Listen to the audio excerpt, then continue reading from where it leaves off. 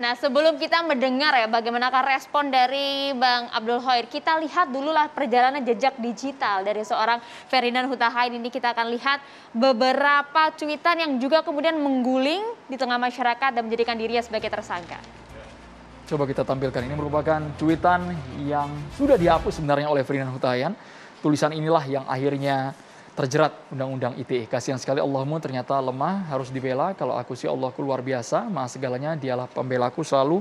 Dan Allahku tak perlu dibela. Itu di tweet pada 4 Januari tahun 2022 dan sudah dihapus dalam waktu yang begitu cepat sekali ya. Beberapa waktu lalu kemudian dirinya juga sempat menyebut bahwa saya adalah mu'alaf beragama Islam. Ini pada tahun 2017 diungkapkan oleh dirinya sebagai mu'alaf. Nah, kemudian kasus ini juga berguril karena banyak juga yang menanggapi tidak hanya di pihak MUI saja, karena beberapa hal juga melihat ini, karena pada saat 2018 pada saat nyalek begitu ya melalui Partai Demokrat disebutkan di situ bahwa adalah Kristen taat. Jadi sebenarnya ini menjadi gejolak juga di masyarakat. Apakah betul sudah menjadi mu'alaf pada tahun 2017 ataupun tidak begitu? Betul. Gambar-gambar ini yang menyebar di media sosial, capturean dari netizen, ada juga yang pernah juga menjadi kontroversial ketika Ferdinand menuliskan berpolitik untuk bangsa, NKRI Pancasila tak mengejar surga, masih berbuat dosa, tak beragama, tapi bertuhan. Itu di profilnya Ferdinand Huta Heian. Ini yang menimbulkan pertanyaan dari publik. Kenapa tiba-tiba ada ungkapan Ferdinand sudah mu'alaf meskipun sebenarnya sudah ada saksi. Sudah ada saksi dari putri Presiden keempat Republik Indonesia, Ibu Lili Wahid, yang menyatakan bahwa pada tahun 2017 Ferdinand mengucapkan 2 kalimat syahadat, disaksikan para kiai juga. Tapi sebenarnya mau agama apapun kan kita ketahui bersama. Betul. Ini kan tidak ada hubungannya dengan hukum begitu kan kalau kita lihat. Kemudian banyak juga dugaan jangan-jangan ucapan dari Ferdinand mengaku mu'alaf ini hanya kecohan saja untuk hukumnya. Bagaimana Bang Abdul Khoir? Bismillahirrahmanirrahim. Assalamualaikum warahmatullahi wabarakatuh. Waalaikumsalam warahmatullahi wabarakatuh. Saya pribadi dapat memahami penetapan saudara Ferdinand ini sebagai tersangka. Tadi sudah dikatakan telah memenuhi minimal 2 alat bukti sebagaimana dimaksudkan dalam pasal 184 KUHP.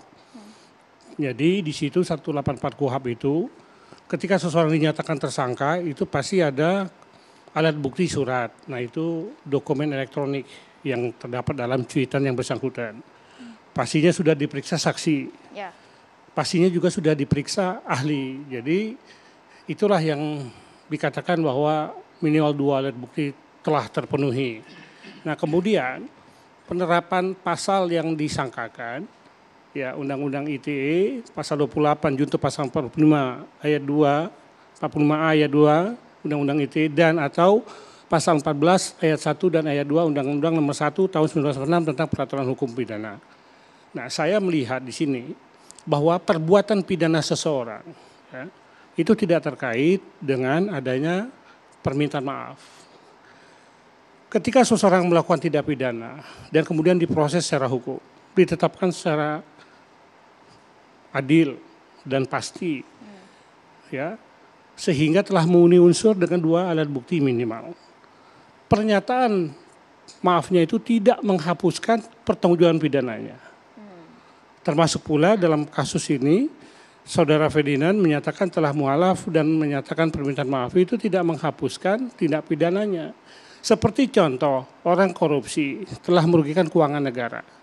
Ketika dia mengembalikan kerugian keuangan negaranya tidak menghapuskan pertanggungjawaban tindak pidana korupsinya. Itu yang pertama.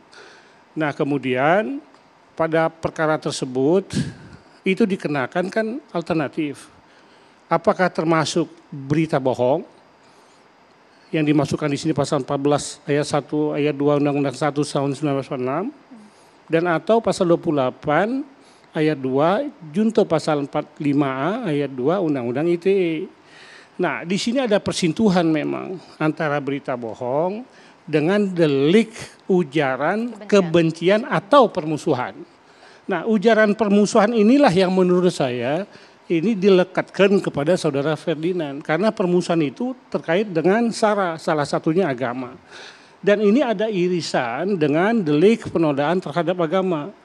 Undang-Undang 1 tahun 1946 tentang pencegahan dan atau penodaan agama. Meskipun Yang kemudian Pak Abdul Ferdinand itu sebentar, tidak kemudian dimasukkan dalam pasal 156A. Tapi kan Ferdinand tidak menyebutkan kelompok, individu Ya, atau perorangan betul, seperti itu yang betul. ditujukan dalam cuitan itu. Apakah Betul. juga termasuk unsur pidana di Delik sana? ini adalah bersifat umum, dia bersifat alternatif. Kalau kita baca dalam pasal 28 ayat 2 junto pasal 45A ayat 2 itu pilihan apakah kebencian atau permusuhan terhadap individu atau kelompok. Tidak perlu disebutkan karena delik ini menunjuk kepada salah satu unsur. Unsurnya apa? Apakah suku, agama, ras, antar golongan. Dan di sini lekatnya kepada agama. Mengapa kemudian tidak menggunakan penodaan agama saja? Ketika kita bicara 156A, di 156A itu di huruf A juga ada permusuhan selain penodaan, selain penyalahgunaan agama.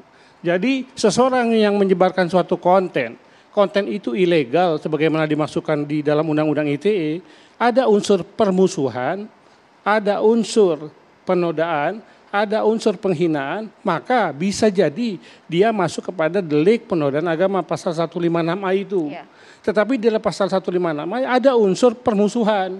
Ketika disampaikan melalui sistem elektronik, maka ini bersentuhan dengan pasal 28 ayat 2 tadi. Karena ada permusuhan terhadap agama. Oleh karena itu ada irisan, ada persentuhan. Nah, itu yang diterapkan oleh penyidik. Saya dapat memahami Ini karena perlu gamblang Pak Abdul Rohir, karena ada pihak juga yang menyatakan tidak ada niat, tidak ada pula dampak keonarannya. Begini, sebentar. Hukum pidana Indonesia itu tidak mengadopsi niat jahat atau dolus malus. Di mana diketahuinya dolus malus niat jahat itu ada azasnya. Animus homis est anima scripti. Kesengajaan seseorang itu merupakan tanda adanya perbuatan. Adanya kesalahan mens rea. Apa itu kesalahan? Apa itu mens rea? Adalah penggunaan pikiran secara salah yang kemudian mendorong seseorang pelakunya untuk mewujudkan terjadinya delik. Di sini ada dua teori. Ada teori kehendak, Wills teori, ini dari von Havel. Ada teori membayangkan pengetahuan, foretelling teori dari Frank. Menurut Frank, seseorang hanya menginginkan suatu perbuatan, tidak menginginkan akibat. Tetapi akibat itu kemungkinan akan terjadi. Walaupun dirinya tidak menghendaki, maka menurut teori pengetahuan membayangkan dia dapat dipidana. Indonesia, hukum pidana, itu mengadopsi pendapat Frank, Wills teori. Tidak menganut Wills teori, tapi menganut foretelling teori. Teori membayangkan dengan pengetahuan. Nah, delik-delik penodaan agama, ya, delik-delik ujaran kebencian, delik-delik hoax itu dikenakan dengan pendapat daripada Frank foretelling teori. Nah, sekarang kita kaitkan di dalam pasal 28 ayat 2 itu ada frase satu tarikan nafas barang siapa dengan sengaja dan tanpa hak. Jadi dengan sengaja dan tanpa hak itu selalu digandengkan. Kalau tanpa hak berarti orang ini mendapatkan berita, kemudian berita itu disebarkan, itu berita ilegal. Tidak memiliki legal standing untuk menyampaikan itu. Ada sifat melawan hukum karena tanpa hak. Tetapi kalau bicara dengan sengaja, tidak melulu itu orang dengan maksud, tapi dengan kemungkinan. Walaupun perbuatan itu diingini, akibatnya tidak. Akibat tidak diingini, dia harus bertanggung jawab terhadap akibat yang timbul walaupun tidak diingini, walaupun tidak dikehendaki. Itu yang saya masukkan tadi. Tapi artinya berarti bukti yang sudah dimiliki pihak kepolisian dengan beberapa bukti ini termasuk juga cuitan dari Ferdinand ini cukup kuat? Ya kalau menurut saya cukup kuat karena pasti secara keilmuannya, secara teoritis ini masuk ke pendapat Frank bahwa walaupun akibat itu timbul tidak dikehendaki oleh yang bersangkutan menurut teori, menurut praktek dia dipidana. Tapi sekarang ada alasan pula Pak Abdul Rohir. Yang bersangkutan tersangka Ferdinand ini dinyatakan mengalami sakit seperti itu, ada gangguan di sarafnya. Nanti itu diproses, diperiksa. Apakah benar yang bersangkutan sebelum menyatakan itu ada gangguan psikis, ada gangguan jiwa. Kalau memang benar, itu bukan ranah dari penyidikan, nanti di pengadilan dibuktikan. Itu terkait apakah benar seseorang terdakwa itu ada alasan penghapus pidana dalam bentuk alasan pembenar atau pemaaf yang meniadakan kesalahannya, salah satunya mengalami gangguan jiwa sebagaimana dimaksudkan dalam KUHP. Itu bukan ranah di penyidikan, tapi itu dibuktikan di pengadilan. Jadi artinya proses penyidikan ini masih akan terus berlangsung ya? Nanti dibuktikan di pengadilan. Adanya alasan yang menghapus pertanggungjawaban pidana karena seseorang itu misalkan ya gila, lepas ingatan, nah itu di pengadilan dibuktikan. Tapi sesungguhnya Pak Abdul Ghair, apakah proses hukum yang dijalani Ferdinand Huta Hayan ini memang sudah sesuai dengan prosedurnya, prosesnya yang dianggap sejumlah pihak begitu kilat, atau ada kejanggalan? Sesaat lagi dijawab, hanya di catatan demokrasi pemirsa. Kita harus jeda dulu Pak Abdul Ghair.